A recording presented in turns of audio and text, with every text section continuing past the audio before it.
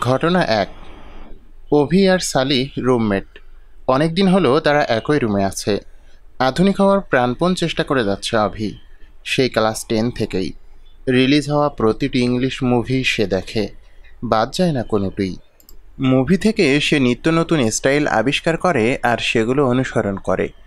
সালি ছেলেটি ধার্মিক, আল্লাহ ভীরু। এ বয়সে দাড়ি রাখার কারণে অভি প্রায়ই তাকে জঙ্গলি বলে ঠাট্টা করে। অবশ্যই সালিহ এতে কিছু মনে করে না, বিন্দু পরিমাণে কষ্ট পায় না। অভিকে ভালো কাজের পরামর্শ দেয় সালিহ, সালাতে যত্নবান হতে বলে। কিন্তু সালিহর কথাগুলো অভি এক কান দিয়ে শোনে, আরেক কান দিয়ে বের করে দেয়। কোনো কোনো সপ্তাহে জুমার সালাত আদায় করতে গেলেও বাদবাকি দিনগুলোতে সালাতেরই খোঁজ থাকে না। সালিহ সালাতের তাগাদা দিলে ও বলে, আরে বন্ধু, এত তাড়া কিসের, যাক না কদিন, লাইফটা একটু এনজয় করে নিই। যখন বুড়ো হব, নাতি নাতনি হবে, তখন না হয় দেখা যাবে। ঘটনা ২। পিসিতে ইংলিশ মুভি দেখছিল অভি। এই মাসে নতুন যে মুভিটি রিলিজ হয়েছে সেটি। ছবির রোমান্টিক দৃশ্যগুলোর জন্যই মূলত অপেক্ষা। হঠাৎ মেগাবাইট শেষ। মন খারাপ হয়ে গেল অভির। ফোনে যে ব্যালেন্স আছে তা দিয়ে 1 জিবি কেনা সম্ভব হবে না, কিন্তু মেগাবাইট তো লাগবেই। যে করে হোক রোমান্টিক দৃশ্যগুলো আজই দেখে ঘুমোতে হবে, নয়তো মন তৃপ্তি পাবে না। কি করা যায়? মোবাইলের স্ক্রিনে আলো জ্বলে উঠল। ফোনটি হাতে নিতেই খুশিতে নেচে উঠল সে। সিম কোম্পানি মেসেজ পাঠিয়েছে, এনজয় 1 জিবি অনলি 6 টাকা, 12 to 10 AM with 12 hours validity to start the offer. Dial *111 *222#। অভি লাফ দিয়ে উঠল বিছানা থেকে, দ্রুত চালু করল অফারটি। এখন শুধু অপেক্ষা। মাত্র 2 ঘন্টা পরে 12টা বাজবে। অভি ভাবল, খুশির কারণটি সালিহকে বলবে। কিছু বলার আগেই সালিহ বলল, কিছু বলবি? মাথা নাড়ল অভি। বল। জানিস কি হয়েছে? না বললে জানবো কি করে? অভি বিছানা থেকে উঠে গিয়ে মেসেজটি সালিহকে দেখালো। সালিহ বলল, মেসেজটি কিছুক্ষণ আগে আমার ফোনেও এসেছে। কই, তোর মধ্যে তো কোনো ফিলিংস দেখলাম না। আসলে আমি এর থেকেও মজার একটি অফার পেয়েছি, তাই আর ওদিকে খেয়াল করিনি। তাই নাকি? কি অফার রে বন্ধু? তুই কি এর থেকেও কম টাকায় 1 জিবি পেয়েছিস, নাকি ফ্রি মেগাবাইট এসেছে?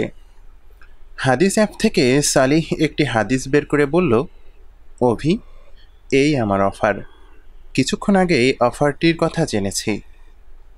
অভি সালির ফোনটি হাতে নিয়ে বলল, কই অফার?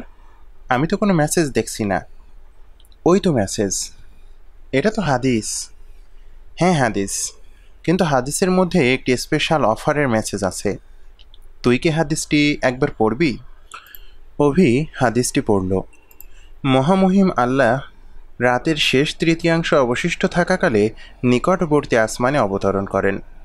এরপর ঘোষণা করতে থাকেন, কে আছে এমন যে আমাকে ডাকবে, আমি তার ডাকে সাড়া দেব। কে আছে এমন যে আমার কাছে চাইবে, আমি তাকে দেব। কে আছে এমন যে আমার কাছে ক্ষমা চাইবে, আমি তাকে ক্ষমা করব। সহিহ বুখারী, অধ্যায় তাহাজ্জুদ 1079।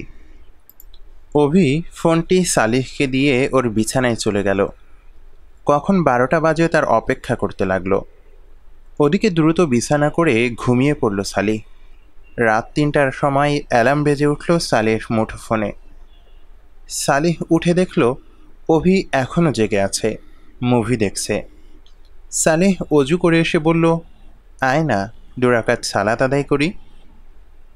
অভি পিসি বন্ধ করে বলল, ঘুম আসছে খুব, তুই পড়। এটুকু বলেই কাঁথা গায়ে শুয়ে পড়ল সে। সালিহ সালাতে দাঁড়ালো। সূরা ফাতিহা শেষ করে সূরা নাজিয়াত তিলাওয়াত করছে সে। অতঃপর যখন মহাসংকট এসে যাবে, সেদিন মানুষ যা করেছে তা স্মরণ করবে এবং দর্শকদের জন্য জাহান্নাম প্রকাশ করা হবে। অনন্তর যে সীমা লঙ্ঘন করেছিল এবং পার্থিব জীবনকে অগ্রাধিকার দিয়েছিল, জাহান্নামই হবে তার আবাস। পক্ষান্তরে যে ব্যক্তি তার প্রতিপালকের সামনে দাঁড়ানোকে ভয় করেছিল এবং কুপ্রবৃত্তি থেকে নিজেকে বিরত রেখেছিল, জান্নাতি হবে তার বাসস্থান। সূরা নাজিয়াত আয়াত 34 থেকে 41।